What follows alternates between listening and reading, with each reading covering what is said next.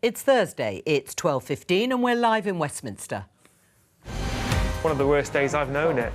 Another winter, another NHS crisis as hospitals across the country issue critical incidents. Remember this pledge from the Chancellor in November. I'm really clear, I'm not coming back with more borrowing or more taxes. But as borrowing costs increase, will the Chancellor be able to keep that pledge or sanction a return to austerity? So we're going to get back to our roots and focus on reducing mistakes, simplifying our policies, and restoring free expression on our platforms. There is a fine line, as you know, between free speech and hate speech. As Facebook abandons fact-checking, could truth be the casualty on social media? And it's forecast to be the coldest night of the winter, but are our homes well enough insulated for this weather? Joining us today, Labour MP Catherine Atkinson, Conservative peer James Bethell, editor of Joe Media Ollie Dugmore, and non-affiliated peer Claire Fox. This is Politics Live.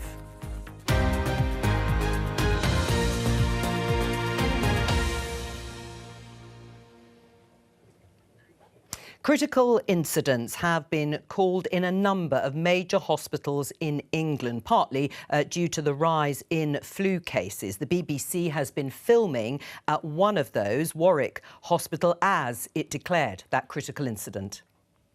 Our longest patient waiting for a bed is over 26 hours. What we discussed was the fact we will declare a critical incident within the South Warwickshire area. We have never done this, though, before. We've just declared a critical incident. It's helped the staff understand we know this is abnormal, what is happening. It isn't right what is happening, and we're all trying to pull together to support them and support the patients.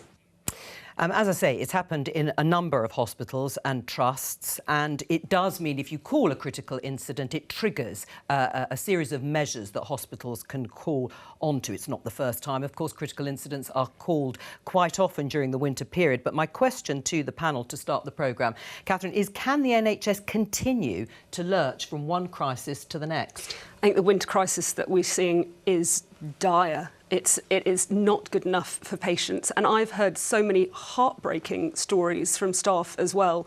That the Royal in Derby, in my constituency, I know that the staff are working so hard to meet the levels of demand that they are seeing. But I think the thing is, Catherine, it happens every year to a greater or lesser degree. And it would can it keep going on? And it would have been, I think what I'm really grateful for is that this government, unlike the last, was able to bring an end to the strikes that we saw, because it would have been so much worse if we didn't have people on the front line when they're supposed to be, rather than on the picket line. But we can't get away from the fact that the situation that we are seeing this year, and we've seen so many years, is after 14 years of underfunding of the NHS, and that's why it was so important that the budget put £22.6 billion into the NHS. So you think that'll rectify the situation for future years? It is absolutely essential that we are dealing with the crisis while also making sure we have the reform and the long-term planning we need to see for the NHS going forward. James, you were a health minister in a Conservative government. Do you agree with that it was the underfunding of previous Conservative governments that mean the NHS does continue to lurch from one crisis to the next? Can you stop it? Well, I think it's a pipe dream to think that 20 billion one-shot investment is going to solve the NHS crisis. You've got too much illness in society. You've got hospitals that are struggling with the investment that's gone into them. And you've got a social care system that isn't taking patients out of hospitals quickly enough. That's the biggest problem that hospitals have at the moment, that they simply can't get people out of EDs and back into where they deserve to be. And so are you saying without solving the social care crisis, and we're not going to get a report from Louise Casey, who's tasked with looking at this and funding models until 2028, without that we will continue, or the NHS will continue to lurch from one crisis to the next? For sure. You don't have to, you don't necessarily have to solve every single financial element of it, but that interface between the health system and the social care system has been broken for a long time, and that in particular needs to be fixed. Ollie, can the NHS just continue to lurch from one crisis to the next? We do seem to be managing year on year. Yeah, I suppose it happens every year, isn't it? You're not going to stop people catching flu. You're not going to stop all of the other associated illnesses that happen at this time of year. We're always going to have to mitigate it in some way. The burden on the NHS will be higher at this time of year than it will in the summer. I think if you wanted to stop it happening repeatedly, i.e. this perma-crisis that we see in the health service, it has to go beyond funding. The conversation has to go beyond it. The funding settlement for the NHS right now is the largest it's ever been. What does reform look like? How does it change? If you look at the outcomes from our health service, particularly compared to our European neighbours, in contrast with the funding settlement that we provide it, something is going wrong. Claire? I absolutely agree on the funding question. In fact, Wes Streeting agrees on the funding question, but then every time there's a debate on the discussion, somebody, I'm afraid, from the government says, we've given it all this money. And it's like, well, your own Minister of State said that's not enough. And it's just not enough. The social care question is key because healthcare workers I've spoken to have basically said people are coming in with flu. By the way, they're older and they're not putting the heating on. Let's talk about why, but there we go. And they're getting ill and they're going into hospital and then there's nowhere to go to. There's no care. And that creates a problem. And then the final thing is there might not be any strikes, good. There's an awful lot of staff absenteeism at the moment. They're either ill, but the morale is, and I'm not having a go at them, I'm just saying if you talk, I just was in hospital the other day and everybody was saying the problem is so-and-so's not in, so-and-so's not in. Everything was clogged up. Hours were waited because the key people weren't available. And, of course, if you're a patient, you just want to tear your hair out and scream because you just think, God, if the staff are all ill or they're not here, then what can you do? So the only thing that I would say is that calling an emergency critical incident doesn't necessarily mean that things are much worse this year. No. Actually, the flu numbers are not that much higher. And I think the fact they're not that as high as they were 2 years ago. Exactly, and if you call a critical incident, you get some support. You do. I'm just pointing out that we don't want to over-panic about... No, but that's what I'm saying. This does happen to a greater or lesser extent. There are 3 times as many people in hospital with flu this year than there were last year. But I think 2 years ago as well.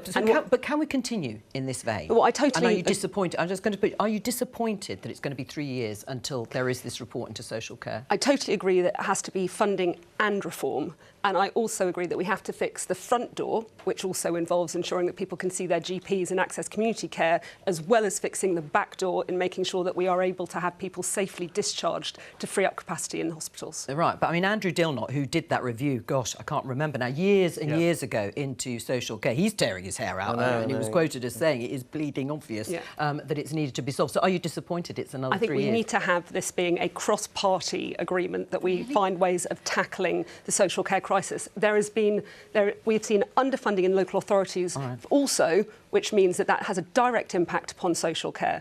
This is a huge issue and we need to make sure we're getting it right. Just very quickly. Yeah, quickly. We've heard a lot recently, there's no point having another inquiry, we've got a perfectly good one.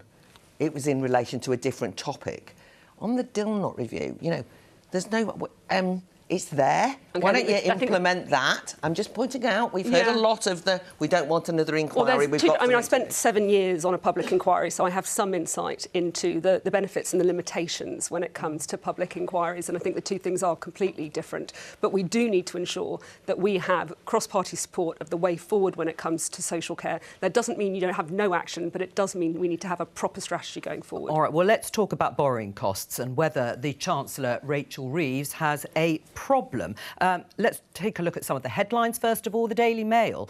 As cost of government borrowing climbs higher than in Truss crisis, Rachel Reeves may be forced to cut spending and raise taxes again. Market turmoil sounds red alert for the Chancellor. Let's have a look at another headline. The Daily Telegraph. Treasury steps in to halt market mayhem. And finally, in the Eye paper, Reeves faces extra tax rises or cutting public services as UK's borrowing costs turn toxic. Now, the Conservatives are calling, or have called, for Rachel Reeves, the Chancellor, to come back early to cut short her trip in China. They put an urgent question forward, and actually it was the Chief Secretary to the Treasury, Darren Jones, who answered the Shadow Chancellor, Mel Stride. Let's have a listen to part of their clash. The government's decision to let rip on borrowing means that their own tax rises will end up being swallowed up by the higher borrowing costs and at no benefit to the British people. Far from this government laying the foundations for a stronger economy, the Chancellor is squandering the endeavours of millions of hard-working people up and down our country who are now having to pay the price for yet another socialist government taxing and spending their way into trouble. He talked about the debt burden this country has. Maybe we should just reflect a little as to why we have so much debt. It's because pre-pandemic, Mr. Speaker, if you look at the burden of debt inherited by this government from the party opposite from 2010 onwards, why did the last government have to borrow so much money every single month, not just to invest, but to pay the day-to-day bills? Because of an absolute failure to get growth into the economy. Darren Jones responding there in the Commons earlier today. Let's talk to the BBC's economics editor, Faisal Islam. He's in our newsroom in central London. Hello to you, Faisal. How much trouble is the Chancellor in? Well, Joe, I'm going to go two ways on this, right? On the one hand, this is a clear warning signal from the markets, and the specific, precise thing here is that both that government borrowing costs that you mentioned, they've gone up on 10 years to the highest level we've seen since the financial crisis, about 4.8%, a little bit higher, 4.9% at some points this morning, so close to 5%. That would be problematic. And at the same time, the currency has fallen modestly to lows we haven't seen for just over a year. And I think that hasn't seen itself or translated through to the mortgage market, which is what we saw a couple of years ago. It probably will do if this continues at this rate, but at the moment it hasn't. You still get fixed 5-year mortgages for just over 4%. So that hasn't happened. Where it is having an impact is on the budget maths, because it does affect the cost of servicing the national debt enough to credibly wipe out the room for manoeuvre left on the budget of about £10 billion. So that is problematic. Some of this comes from global factors, as Darren Jones was trying to explain in the Commons. We've seen a similar run-up, not quite as much in the US, as there's some doubts about what exactly the Trump trade policy will do to the economy and to inflation. But there's clearly doubts about the UK's performance on inflation and, crucially, on growth. Right. And so where I think this really does matter is I think that, to the extent that the markets over the past 5 years, when the Labour economic strategy was developed, was willing to lend cheap to countries that wanted to invest tens of billions of pounds, borrow tens of billions of pounds to invest in decarbonisation, that is now going out of fashion to some degree in America. Right. And they're saying you're going to have to pay more. Right, but Faisal, you've set it to some extent in a global context, and also there is a domestic element, clearly. But are the bond markets singling out the UK specifically when there are higher borrowing costs and higher levels of debt in other countries? Partially, and this is there a convincing growth case being put by the UK? I think the other question lingering over this, and I remember coming on your show in the aftermath of the mini budget and crossing out various budget measures which were you turned on, is that there is a critical political context here from your neck of the woods, from Westminster, which is during the mini budget there wasn't just doubts about Liz Truss's economic credibility, but also about her political credibility to push through the sorts of measures that would have assuaged the bond market. In this case, Labour has a majority of 170, and the sorts of moves we're talking about, if the OBR forecasts that the headroom of about 10 billion is wiped out, sort of moves are doable, particularly if you've got a majority of 170. There's no question of reversing the whole budget, but you could see some tweaks, particularly to public spending. Now, that would be politically painful within the Labour Party, but it's doable. So there's this fundamental difference there. Now, this is all about a matter of degree. If this continues, then those trade-offs get more and more telling. And I do come back to this more fundamental point. Maybe the markets are saying that the fundamental strategy of borrowing money in advance to pay for decarbonisation over 20, 30 years, they're not saying that's good or bad. They're just saying, do you know what, we think that's more risky than it was before. Not everybody else is doing it. You're going to have to pay more. And that means more trade-offs, tricky trade-offs, politically, but ones you could probably manage if you've got a majority of 170. Faisal, thank you very much, our economics editor there. Trade-offs. Let's talk about some of those trade-offs. How would you feel, Catherine, about curbs on spending? Well, I think what is clear is that we are seeing bond yields going up in the US as well, in other OECD countries like Germany. And I will leave it for others to speculate about the headroom of the Treasury, and we will have the OBR forecast in March. Yes, but what is absolutely clear is that Rachel Reeves, our Chancellor, will not be deflected from her absolute focus on fiscal responsibility and ensuring that she maintains her fiscal rules. She and may not be, Catherine, but she might have to, in order to guarantee her credibility, as she would see it, and her reputation for having an iron grip on the finances. These are her phrases. There will be trade-offs. So I say to you again, she said, and we heard it there in the headlines, she won't come back, she says, for more tax rises. So how do you feel about spending cuts? She'll have to do that to calm the market. It is absolutely right that she maintains the focus on fiscal discipline, because we need that stability and certainty in order to grow our economy. And I think that others can speculate, but I am absolutely pleased that we have a Chancellor that will ensure fiscal responsibility and that will give us that solid economic platform to be able to then do the things that we want to see on growth and raising the standards of living. Right, so she might come back and make another statement in the spring. She said she wouldn't have to, but she might have to do that. She's going in order to underline that fiscal discipline. Others can speculate as to what might happen later, and we will get that forecast. But it is right that they focus on stability and certainty. The only thing that was certain with the last Conservative government is that there was no certainty and there was certainly no stability. And you cannot have the kind of... We have managed to get a position where we've got the 63 billion that was invested from overseas into our economy. We are seeing that platform to be able to grow. And I'm really excited that we are actually putting in a proper industrial strategy, a proper infrastructure strategy, although the markets are obviously deeming the UK to be more risky than perhaps they had thought. But James, what's your response to Catherine? Well, I think they have done, and Faisal mentioned the green agenda. I think the productivity of our health system is under scrutiny. We've been talking about that a moment ago. A lot of money is going into health, but the health of the nation isn't improving. And the welfare bill, which has grown an enormous amount, is also becoming unsustainable. So I think that there are big chunks of the British fiscal engine that just aren't working very well. And what we're seeing in the bond markets is scepticism about the reform agenda to try and get those things right. And what would you do? Would you see spending cuts or tax rises? Well, I think reform itself is an important point. What we're not hearing from the Chancellor or from the Prime Minister is some kind of vision for how to reboot and make these things more efficient. And that's what I think has surprised a lot of commentators. Coming into the election, we heard a lot of rhetoric about how a new government was going to improve big chunks of the UK economy.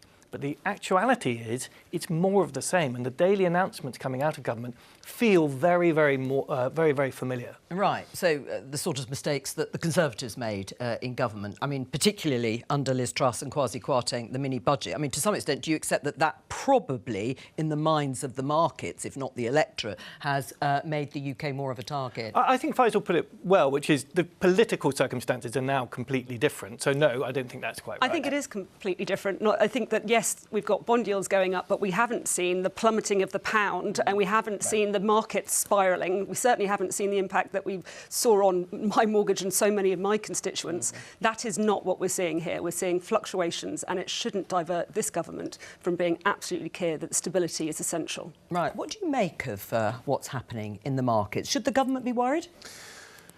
Depending on what we see from the American jobs announcement tomorrow, if it's stronger than the estimate, which I think is 163,000, you're probably looking at cable breaking 1.2, at which point I would imagine in the Treasury they're probably going to get quite nervous. Because at that point you're seeing a plummeting sterling alongside this increase in gilt.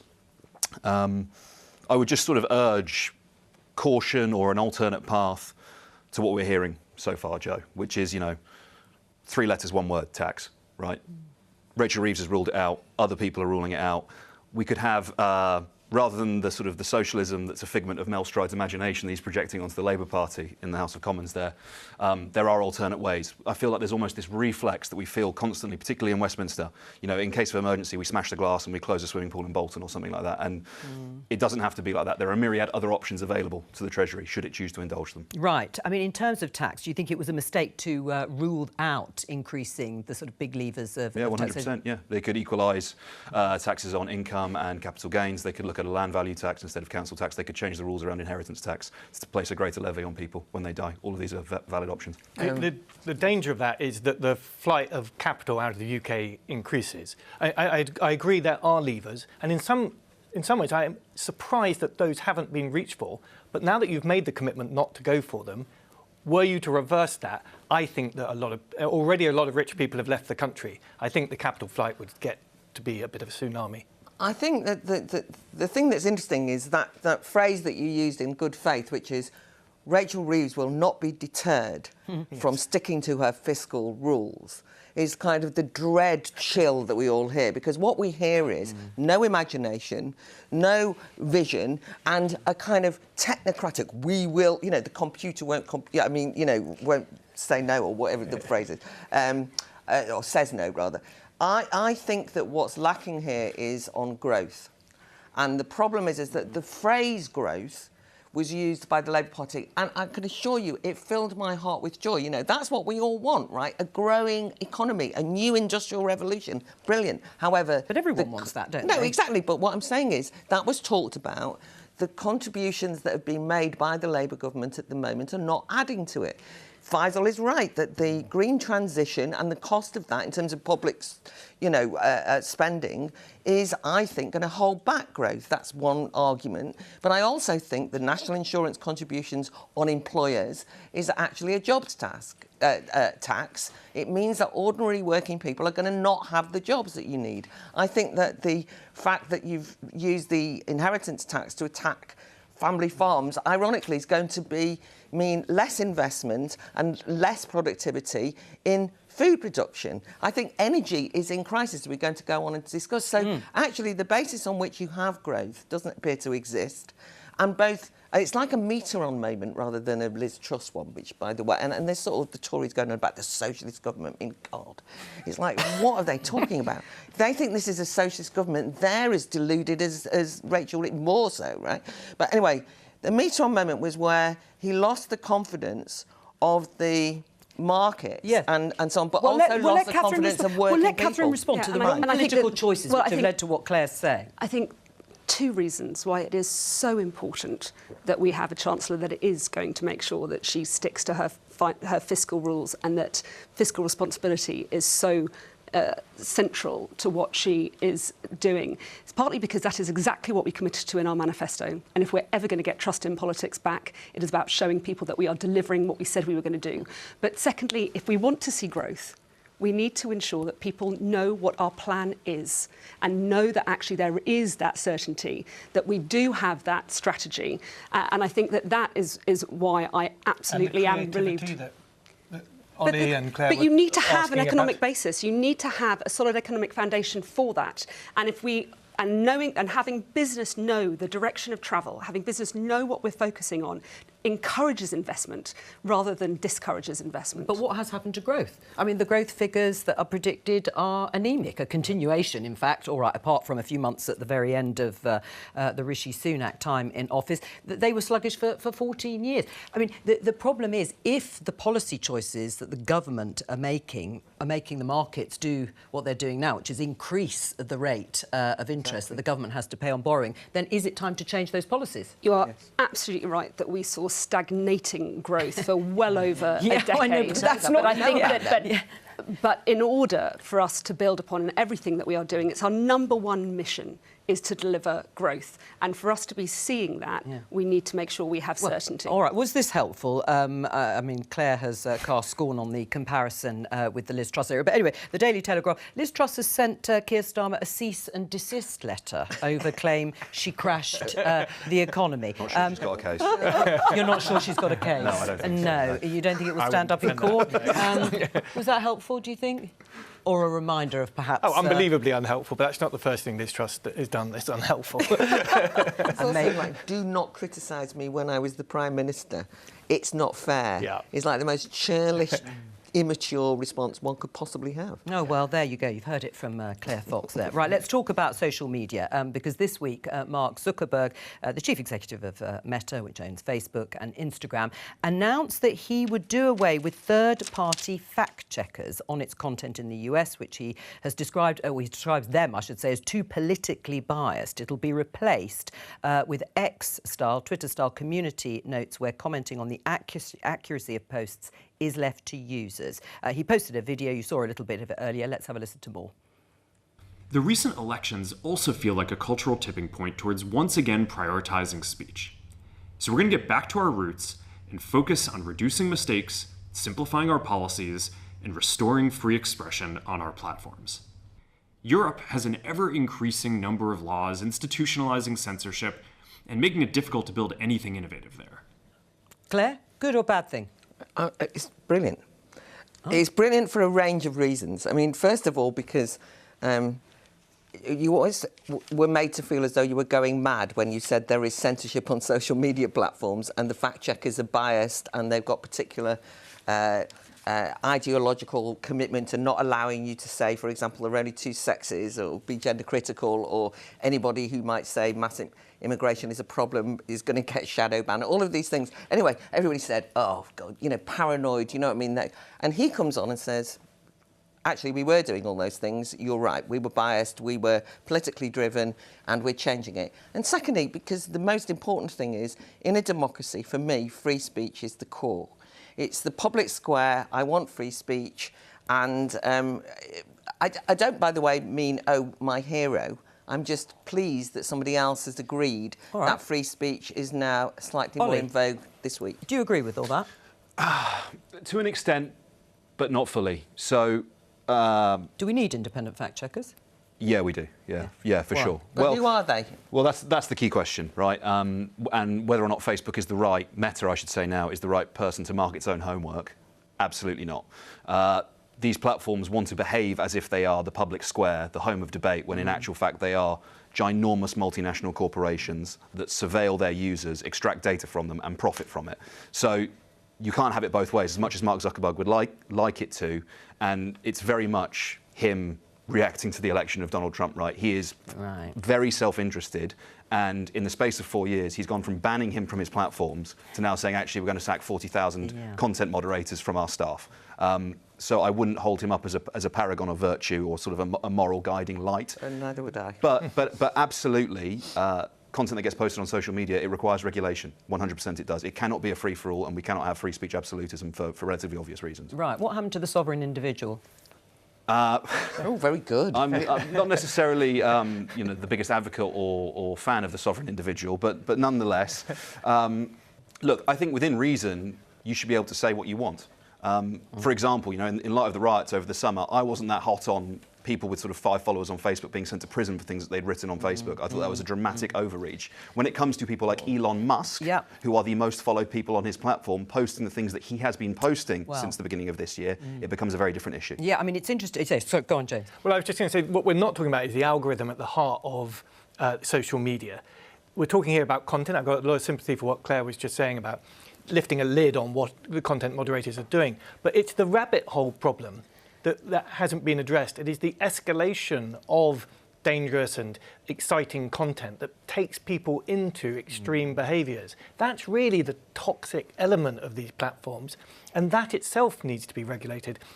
Just talking about the content itself can be a bit of a distraction. So I'm a bit disappointed that Zuckerberg hasn't addressed the toxic nature of the engine at the heart of his machine. Right. I mean, is he right, though, that European laws, including our own Online Safety Act, institutionalises censorship and makes it difficult to build anything innovative? I think that's a very tough assessment. So in some ways, it's protecting the sharing of data, which is going to be the foundations for the AI revolution, because if people don't trust these platforms and if they ultimately fall out of love with them, then they won't exist any longer. So I think that there are two sides of that coin. Is it frightening, not having these independent fact checkers?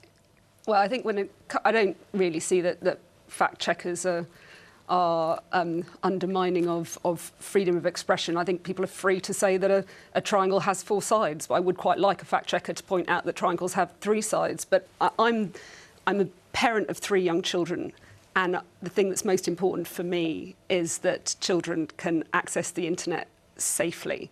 And I'm really pleased that we have the Online Safety Act, which will be coming into force from the spring, because I want to ensure... 16th of January. Well, they've got different clauses coming at different times, but I think what is really important is that platforms like Meta are forced to take things down when they are harmful to our children. Well, can I just say then on the Musk, because I know we've seen, most of us, some of the comments and the tweets. I mean, I'll just show you a few. Elon Musk, richest man in the world, and so on and so forth. Starmer was complicit in the rape of Britain when he was head of the Crown Prosecution Service for 6 years. He must go, and he must face charges for his complicity in the worst mass crime in the history of Britain. Should the government take him on? I know he came out quite firmly, Keir Starmer, at the beginning of the week. Rode back a little bit yesterday, I thought, in Prime Minister's questions in terms of the tone in addressing the sort of subject around this and who may or may not be supporting what Elon Musk is alluding to.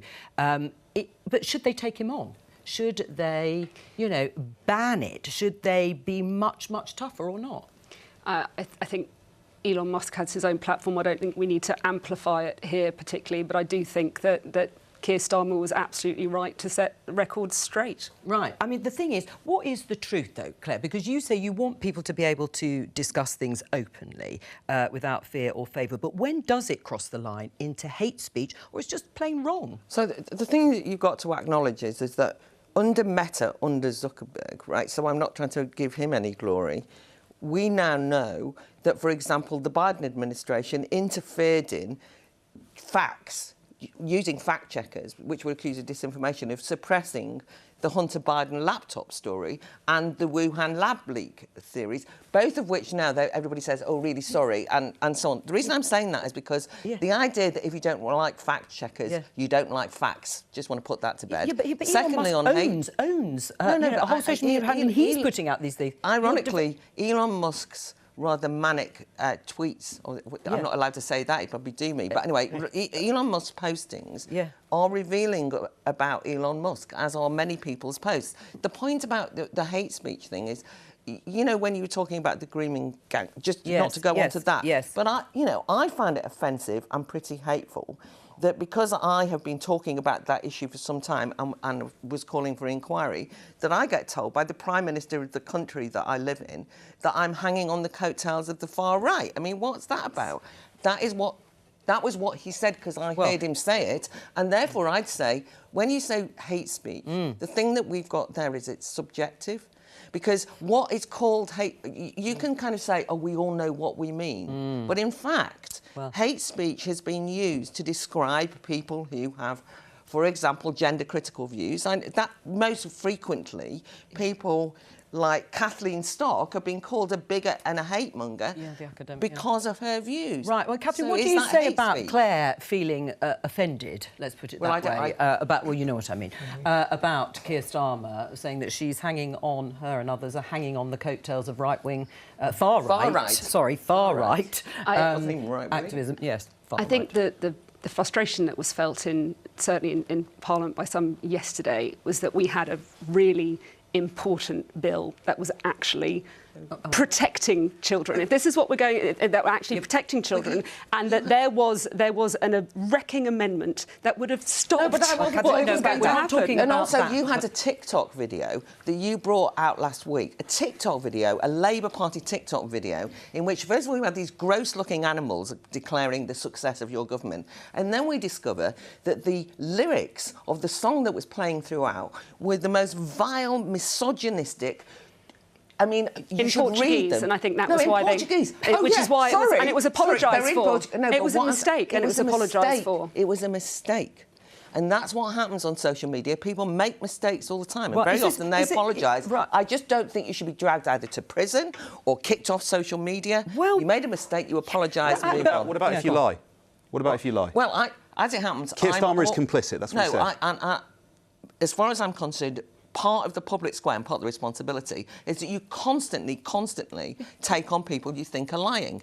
The problem I've got is that, and I agree, of course, it's frustrating. It's just that we can't have a truth finder. You know what it's like. But you should be allowed to lie, Claire. You're saying it's OK to lie and have someone take it down. I'm saying people do lie all the time about things. Of course, I don't agree with that. I'm an Enlightenment believer in reason, for goodness sake. But you're saying that the sort of the town square should be the one that holds... No, I'm asking you how you deal with it. Because what I'm suggesting to you is that if we have a ministry of truth with appointed people saying this is a lie and this isn't a lie, apart from there are some very clear instances where it's clear. There are many instances where it's murky. It's often to do with opinion. It's often to do with bias. And therefore, I think that we have to have grow up now with this new tool that is both a tyranny and a liberation. That's social media, and learn how to deal with it. I just don't want. I don't want Meta or the government appointing who decides but to go back to what Ollie's first point, which is it's fascinating to see these huge, wealthy individuals, owners of social media platforms who have these fact checkers, and now Donald Trump is coming to the White House shortly. They've changed their tune and moved. What does that say about Jeff Bezos and Elon Musk and Mark Zuckerberg? Elections matter. Right, Yeah. I think we were sort of. We used to say it didn't matter and that they were more important. Exactly, and you know, all of this, Elon Musk cozying up to Trump, quite literally, actually, sort of following him around like a lost dog around Mar-a-Lago. You know, are they politically aligned? No, I think Elon Musk sort of wakes up, decides what he thinks about something, and fires out 140 characters, and off he goes. Look at the government contract that SpaceX is entitled to, that Tesla is participating in. He is the world's richest man for a reason. And I genuinely don't think it is that deep. When you look at people like him, when you look at people like Zuckerberg, they are acting in their own self-interest, enriching themselves. It is not because they've suddenly become free speech advocates. No, but can our government or European governments take on the Elon Musks of this world in the way the Brazilian government did successfully in their case and won? But can our government do that? They should try to. Yeah, for sure. You should. So if they say things like Elon Musk, and we've shown it already this week, Jess Phillips, who's a minister in the government, is a rape genocide apologist. Should they take it on? Yeah, I think they should take it on. Yeah, I think increasingly, if we wanted to sort of make it about geopolitics for a second, I think the sort of the end of history, post-90s moment where it looked like America was sort of the hegemonic power and we were all just going to get in line, I think that's changing, right? I think we're increasingly in a multipolar world where a rising China, a bearish Russia, and an increasingly isolationist United States, which, by the way, when I say isolationist, possibly withdrawing from us, from partnership with Europe, possibly from NATO. Don't want to sort of split anyone too much there. But nonetheless, these people aren't necessarily our friends. And whilst we can sort of get a bit down on ourselves in this country, the Prime Minister of the United Kingdom is still quite a powerful person. But it's also the case that I just want to clarify something important, which is that I don't care about Elon Musk or the person who runs Meta or these multi-billionaires. What I care about is freedom of expression. And we have a Prime Minister who doesn't value that as much as they say they do. That's what I'm saying. He won't say that, right? So for me, if we're going to have this nation state and sovereignty and make these decisions on our own, which of course I rather like, then I would like free speech and freedom of expression to be at the heart of it. And the problem with it has limits. You accept it has limits, though, Claire? Very limited. Very limited. I'm a free speech absolutist. And on children, by the way, I just want to point out, the Free Speech Act, the Online Safety Act was brought in the name of protecting children.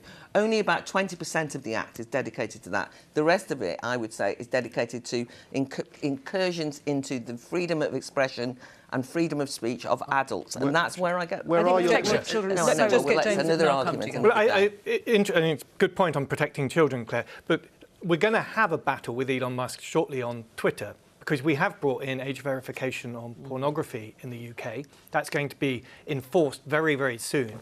And there's a huge amount of pornographic filth on Twitter, which they have not taken down.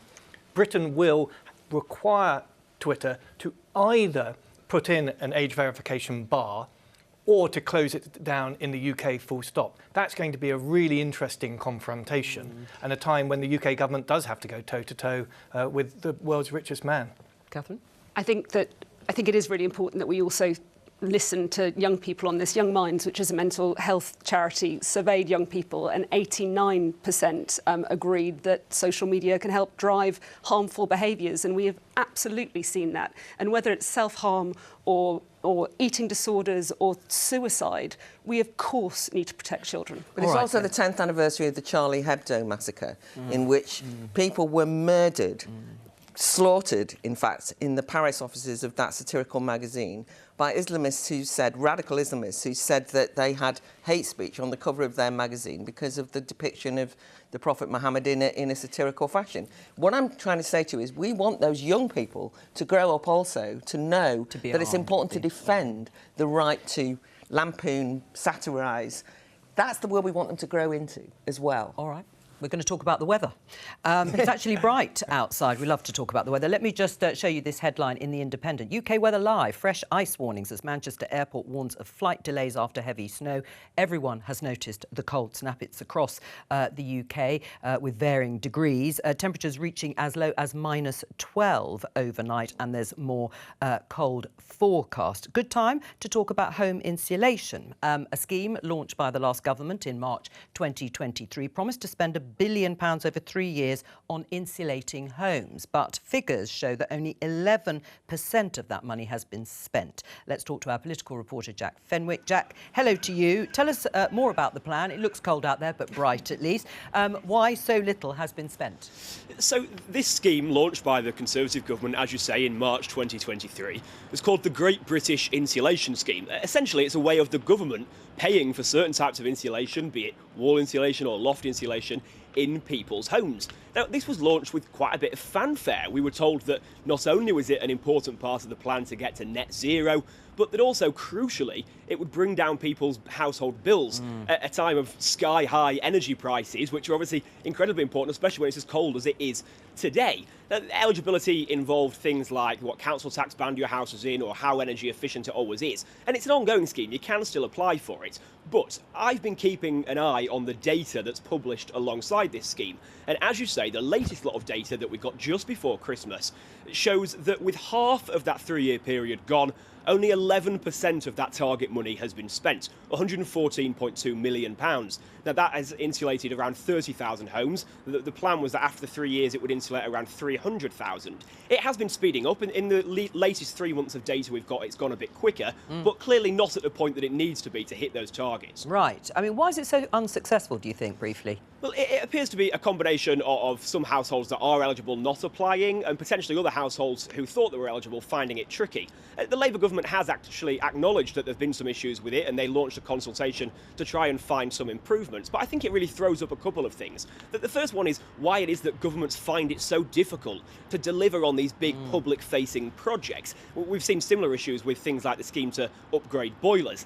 And the second one is around the government's climate policies. We saw a story yesterday about the national grid operator being worried about potential blackouts. So while the government is focusing a lot on its ambitious plans around renewables, they've perhaps not delivered an awful lot on other sides of climate policy, like reducing the need for it or indeed insulating people's homes, which would bring those bills down. Jack Fenwick, thank you very much. You can get back into the warm. Why is government so bad at delivering this stuff? It's really heartbreaking. You know, we installed an entire national gas network in 3 years. 50, 60 years ago, but for the insulation of homes, which is an absolute massive priority for the green agenda, we have tripped over time and time again. I remember the Green Deal announced by David Cameron, similar mess and screw up. Frankly, homeowners don't seem to have the cash to pay for their part of the bargain. And this is a lot about the problems of lack of growth. It just means people don't have money in their pocket to pay for this kind of upgrade. Do you agree with that, briefly, because we haven't got long, I'm afraid? We have amongst the worst insulated housing in Europe. I think it is the worst in Western Europe, and I think this is a particular scheme brought in by the last government, and really they should be able to defend why it hasn't been able to be fulfilled. Well, you said a warm homes plan is a key section in the Labour manifesto. It was done. Nothing's come through yet.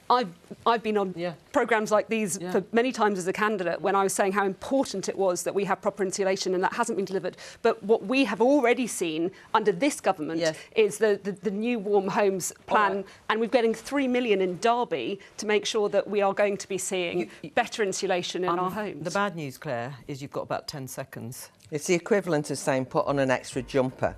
And what we need to be doing is investing in nuclear power and having a wide range of energy sources so that the problems of poorly insulated houses don't fall on the back of householders. Sorry, Ollie, we've Thanks run out of for time. having me, Jo. You're very well done. That's all for today. Thank you to all of my guests. You can come back again. I'll be back on Monday with more. Bye.